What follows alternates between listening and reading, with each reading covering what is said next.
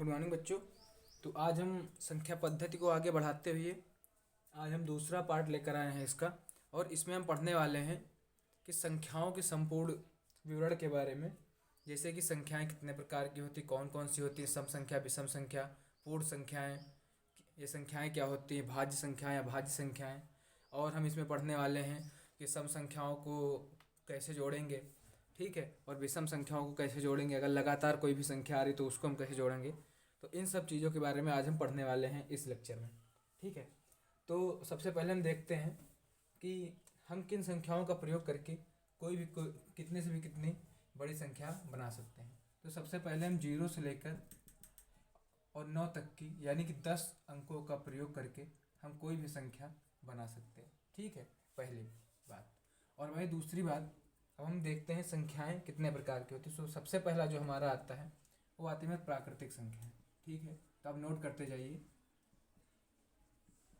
प्राकृतिक संख्याएं, ठीक है।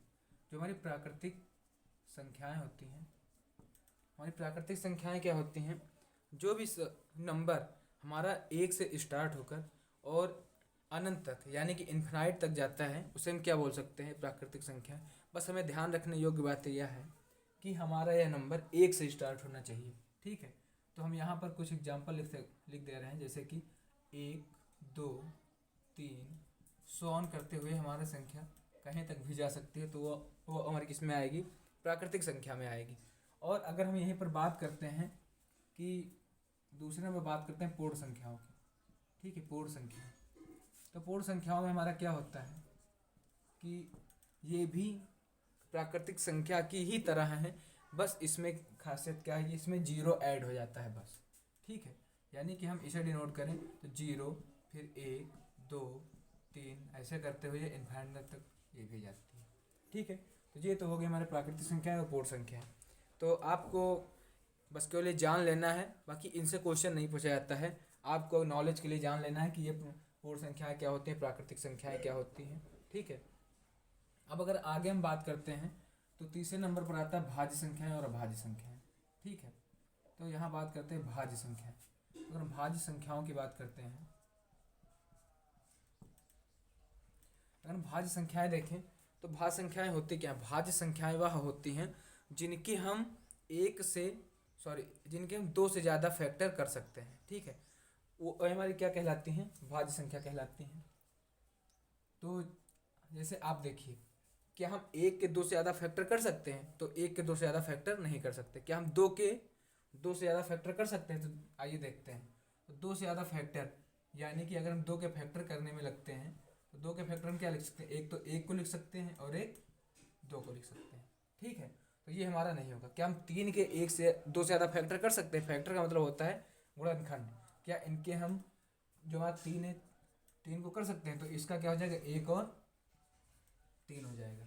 तो यानी कि हम 1 का भी नहीं कर सकते, 2 का भी नहीं कर सकते और 3 का भी नहीं कर सकते। फिर आइए हम आगे चलते हैं, 4 का कर सकते हैं। जी हाँ, 4 का हमारा 1 भी गुणनखंड होगा, 2 भी होगा और 4 खुद स्वयं होगा, ठीक है। तो यहाँ पर 1 2 और 4 मिल गया। यानी कि अब आपको मैं एक बात और बता दे रहा हूँ कि गुणनखंड का मतलब यह होता है कि हमारे जो भी ये सारे गुणनखंड हैं इनसे इस संख्या में पूर्ण रूप से भाग चला जाए तो वो क्या कहलाता है, गुणनखंड कहलाता है इसका, ठीक है। वह संख्या इसकी क्या होगी, गुणनखंड होगी। लेकिन फैक्टर करने पर, जो हमारा फैक्टर करने पर आएगा, ऐसे तो अब इसमें बहुत सारी संख्याओं का भाग चला जाएगा, लेकिन फैक्टर करने पर जो संख्याएं आती हैं उनका पूर्ण रूप से भाग जाना चाहिए, ठीक है। अब तो भाज्य संख्या में हम क्या लिख सकते हैं, 4, फिर क्या हो जाएगा हमारा 6। अब 5 का भी हम नहीं कर सकते ना, इस वजह से 5 नहीं होगा।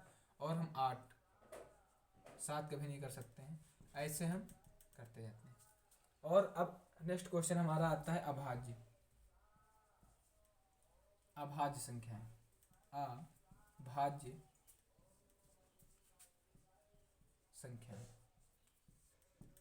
तो अगर हम अभाज्य संख्याओं की बात करते हैं तो अभाज्य संख्याएं जिनके 2 फैक्टर होते हैं, ठीक है। इसमें ये नहीं बोलेंगे कि जिनके 2 या 2 से कम, जिनके एग्जैक्टली 2 फैक्टर होते हैं वो हमारे किस में आते हैं, अभाज्य संख्या में आते हैं। जैसे हम यहाँ पर 2 को लिख सकते हैं, 3 को लिख सकते हैं, ठीक है। तो यहाँ पर हम लिख सकते हैं 2 3 ऐसे स्वान चलते हैं। लेकिन लेकिन यहाँ पर जो हमसे क्वेश्चन पूछा जाता है, क्वेश्चन हमारा ये पूछा जाता है कि बताइए कि भाज्य और अभाज्य, यानी कि भाज्य की शुरुआत कहाँ से होती है और अभाज्य की शुरुआत कहाँ से होती है। तो आपको अगर भाज्य संख्याओं में क्या दे दिया जाएगा, आपको दो सबसे पहले दिखेगा। अगर क्वेश्चन कहीं आएगा तो उसमें दो सबसे पहले दिखेगा और आपसे पूछा जाएगा ये दो भाज्य है या नहीं। तो हमेशा याद रखिए कि दो की जो भाज्य संख्या की शुरुआत है वो हमेशा 4 से होती है और जो अभाज्य की शुरुआत वो हमेशा 2 से होती है। ठीक है, तो आप ये याद रखिएगा।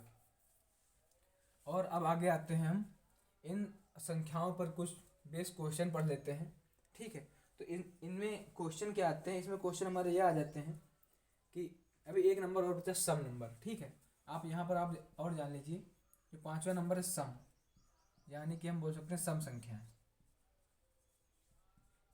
आप सम संख्याएं किन्हें कह सकते हैं, तो सम संख्या हम उसे कह सकते हैं जैसे कि 0, 2, 4, 6, 8, ये सब हमारी क्या हो जाएंगी, ये सम संख्याएं हो जाएंगी। ठीक है, 0, 2, 4, 6, 8, ठीक है, ये हमारी क्या हो जाएंगी, ये हमारी सम संख्याएं हो जाएंगी।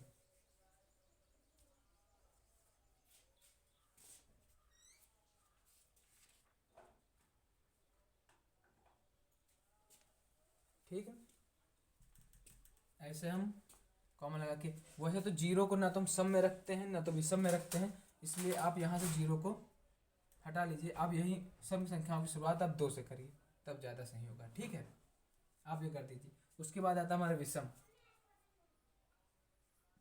विषम संख्या, विषम संख्या। विषम संख्याओं में हम क्या लिख देंगे, विषम संख्याएं शुरुआत 1, 3, 5, 7 सोआन 1 1 के अंतर पर चलती जाती हैं। ठीक है, तो ये हमारे हो गए कुछ क्वेश्चन। अब कॉन्सेप्ट तो हमने पढ़ लिया, अब आइए चलते हैं हम क्वेश्चन पर कि इनसे क्वेश्चन किस प्रकार से बनते हैं।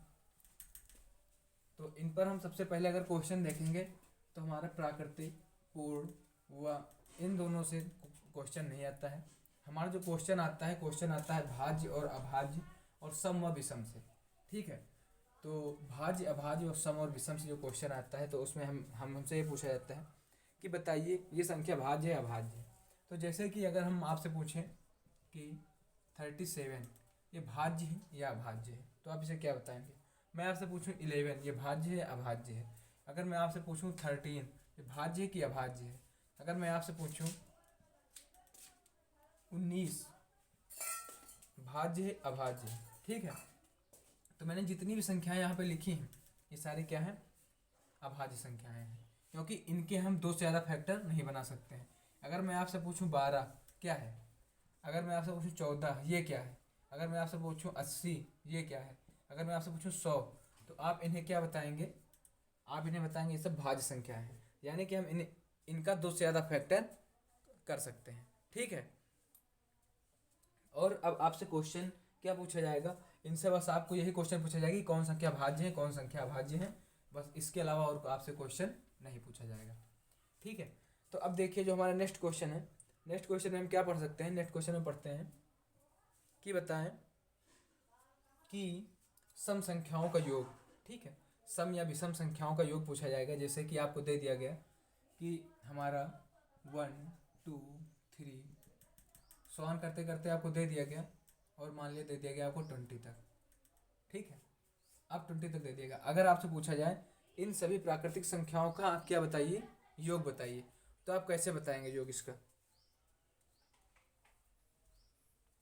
आपको योग बताने के लिए क्या करना पड़ेगा, आपको योग बताने के लिए हम क्या करेंगे, एक तो तरीका हमारा ये होगा कि 1 प्लस में 2 प्लस में 3 प्लस में 4 प्लस में 5 प्लस में 6 ये सब करते जाएं।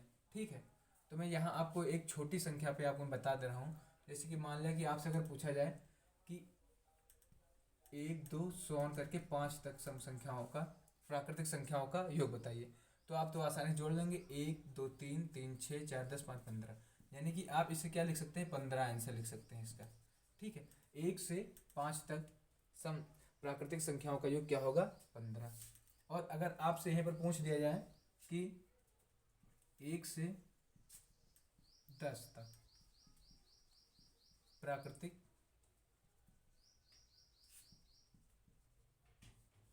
संख्या का योग।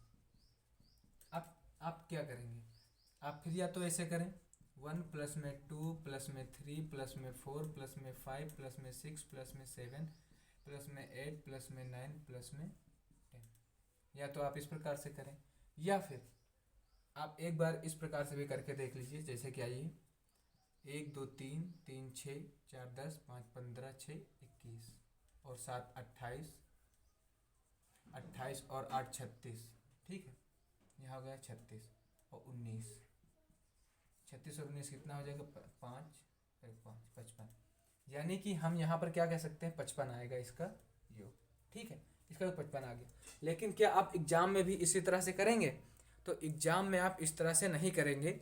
एग्जाम के लिए मैं आपको एक फार्मूला दे रहा हूँ, आप उस फार्मूले पर रखकर कोई कहीं तक भी आप संख्या बता सकते हैं, ठीक है।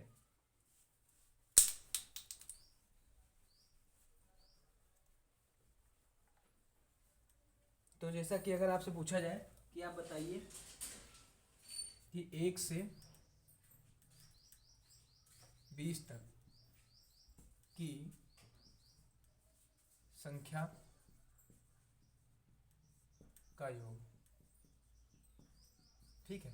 अगर आपसे पूछा जाए 1 से 20 तक की संख्या का योग, तो आप क्या करेंगे, हमारे पास फार्मूला है n प्लस में 1 बटे में 2, आप ये कर देंगे। तो अब आप पूछेंगे यहाँ हम n की जगह पर क्या रखेंगे, तो आप n की जगह पर क्या रखेंगे, अंतिम संख्या, ठीक है। और इसे मैं लिख दे रहा हूँ कि अंतिम नंबर, फिर यहाँ पे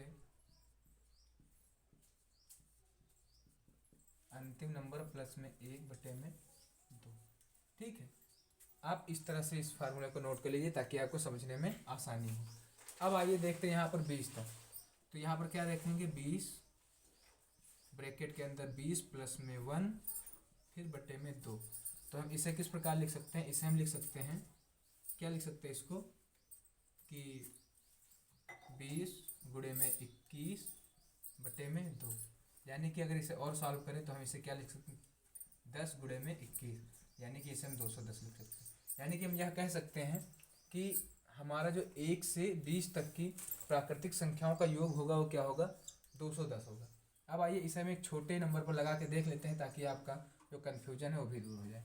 जैसे कि अगर हम 1 से 5 तक बात करें तो अंतिम नंबर हमारा 5 है, 5 लिख देंगे, फिर क्या करेंगे 5 प्लस में 1 कर देंगे, फिर क्या करेंगे हम फिर बटे में 2 कर देंगे, ठीक है। बटे में 2 करेंगे तो यहाँ क्या आ जाएगा 5 गुणे में 3 यानी कि 15, ठीक है।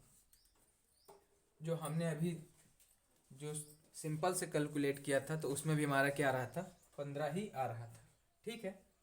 तो अब ये तो हो गई हमारी बात कि 1 से 20 तक की या फिर 1 से अनंत तक, अगर आपको वैसे अनंत तो नहीं कह सकते क्योंकि अनंत आप फाइंड ही नहीं कर सकते, तो आपको अंतिम नंबर दिया जाएगा कि वहाँ तक आप क्या करें संख्याओं का योग पता करें। लेकिन इसमें आपको क्वेश्चन एक प्रकार से और बनता है, तो आप उस टाइप के क्वेश्चन पर आपको ज़्यादा ध्यान देना होगा। अगर आपसे पूछा जाए कि बताइए कि प्रथम सम संख्याओं का योग, ठीक है, प्रथम इतने से इतने सम संख्याओं का योग बताएं, तो आपको उन तरीकों के क्वेश्चन पर ज़्यादा ध्यान देना होगा। आप क्वेश्चन देखिए तब आपके समझ में आएगा। अगर आपसे बोला जाए कि प्रथम 20, ठीक है, क्या बोला जाए प्रथम 20 क्या प्राकृतिक, प्रथम 20 प्राकृतिक सम संख्या का योग, एक क्वेश्चन हमारा ये है, ठीक है। और अगर आपसे पूछा जाए 20 प्राकृतिक 20 तक 20 तक की प्राकृतिक सम संख्या का योग। आप ये दो क्वेश्चन हैं, लेकिन इनकी लैंग्वेज बहुत ही अलग है। इसमें आंसर कुछ और है और इसमें का आंसर कुछ और है। अगर आपसे यहाँ पर पूछा जाए प्रथम 20 प्राकृतिक सम संख्याओं का योग, यानी प्रथम 20 सम संख्याओं, जैसे कि प्रथम 20 हम शुरुआत कैसे करेंगे, 2 4 6 8 सॉन करते करते हम प्रथम 20 यानी कि जहाँ तक हमारा ये 20 खत्म होगा यानी जाकर 40 पर खत्म होगा, ठीक है। और अब यहाँ पर क्या कह रहा है, यहाँ कह रहा है 20 तक की प्राकृतिक सम संख्याओं का योग, यानी 20 तक की प्राकृतिक सम संख्याओं का योग, यानी कि यहाँ हम किस प्रकार से करेंगे, 2 4 6 8 7 में 18 फिर 20, ठीक है। यहाँ पर आपसे केवल पूछा गया 20 तक, ठीक है। यहाँ आप ये ध्यान दीजिए 20 तक की प्राकृतिक सम संख्याओं का योग, यहाँ पर आपसे पूछा गया 20 प्रथम 20, यानी कि शुरुआत करेंगे यहाँ से और जहाँ पर ख़त्म करेंगे यह 40 पर, ठीक है, 20 संख्याओं का योग। तो इसमें हमारा आंसर क्या आएगा, तो इसका जो हमारा फार्मूला होता है, जो प्रथम सम संख्या काउंट करने का फार्मूला यह होता है कि n प्लस में 1, ठीक है, ये होता है हमारा फार्मूला। तो अगर हम यहाँ पर रखेंगे तो n की जगह हम क्या रख देंगे, हमें अब कितने तक पता करना है, ठीक है। यहाँ पर हम किस प्रकार से करेंगे इसे, हमें कितने तक पता करना। अब यहाँ पर देखिए, यहाँ पर अगर हम बात करते हैं कि 20 तक की प्राकृतिक सम संख्याएं, तो अगर हम एक बार लिख ले रहे हैं इसको, ठीक है, ताकि आपको कोई समस्या ना हो। ये जैसे कि 2 4 6 8 10 12 14 16 18 20, इसमें हम क्या देखते हैं, इसमें हम यह देखते हैं कि इसमें हमारा जो नंबर आ रहा है वो 10 नंबर आ रहा है केवल, 2 4 6 8 10 12 14 16 18 20, यानी कि यहाँ पर हमारा 10 नंबर। यहाँ हमसे पूछा क्या, 20 तक की प्राकृतिक, यानी हमने 20 तक नंबर लिख लिया और उसमें हमने अगर खोजा तो हमें क्या मिला, हमें मिला यह कि इसमें केवल हमारी 2 4 6 8 10 12 14 16 18 20 ही प्राकृतिक सम संख्याएं हैं, ठीक है। लेकिन यहाँ पर भाषा दूसरी थी, यहाँ पर था कि 20 प्राकृतिक संख्याएं। हमें यह नहीं देखना कि हमें 20 तक ही जाना है, हमें यहाँ पर यह देखना है कि हमें 20 तक जाना है। यहाँ पर क्या था, हमें 20 तक जाना है, यहाँ पर हमें 20 संख्याएं ढूंढनी है। 20 संख्याएं ढूंढकर 20 संख्याएं हमारी प्रथम, यानी कि शुरुआत करेंगे 2 से और जहाँ पर हमारी 20 संख्याएं पूरी हो जाएंगी वहाँ पर हम रुक जाएंगे, ठीक है। तो अगर हम इसमें अगर ये फार्मूला लगाते हैं, ठीक है, यहाँ पर अगर हम ये कैलकुलेट करते हैं तो ये आएगा हमारा 20 गुणे में 21 बराबर में, और यहाँ पर जो आएगा, यहाँ पर हमारा क्या आएगा इसका आंसर आएगा हमारा 10 गुणे में 11, ठीक है। यहाँ पर आएगा हमारा 110 और यहाँ पर आएगा हमारा 42। तो ये होता है हमारा क्वेश्चन में डिफरेंस। तो आपको अगर एग्जाम में ऐसा क्वेश्चन आपको आता है तो आपको इस सम योग वाले क्वेश्चन पर आपको क्या करना, लैंग्वेज को बहुत अच्छे से पढ़ना है, नहीं तो आप ये गलती कर सकते हैं जैसे कि इन क्वेश्चनों में होती रहती है गलती, ठीक है। अब आइए हम देखते हैं, ये तो हमारा हो गया प्राकृतिक सम संख्याओं का योग। अब अगर हम यहीं पर बात करें कि विषम संख्याओं का योग, ठीक है, अगर हम आपसे बात करें कि विषम संख्याओं का योग बताएं तो आप क्या करेंगे,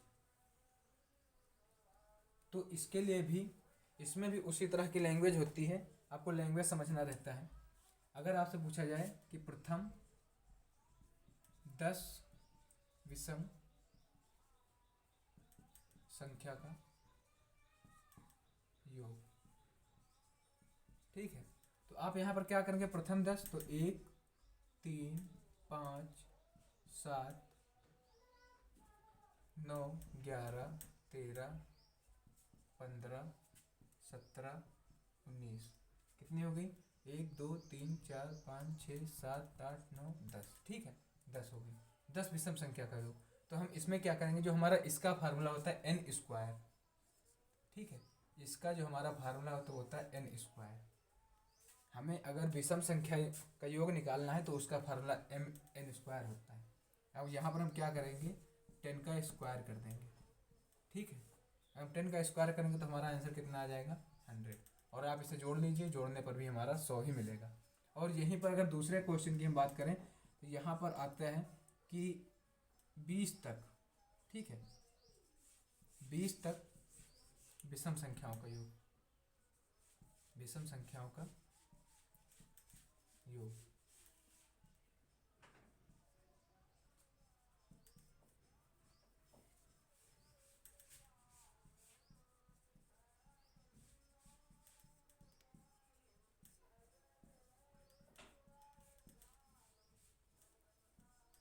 तो यहाँ पर हमें क्या करना होता है, यहाँ पर हमें 1 से शुरुआत करके और 20 तक ढूंढना होता है। जैसे कि यहाँ पर मैंने पहले ही लिख दिया, तो इसमें भी आंसर क्या आएगा, 10 का स्क्वायर यानी कि 100 इसमें भी आ जाएगा।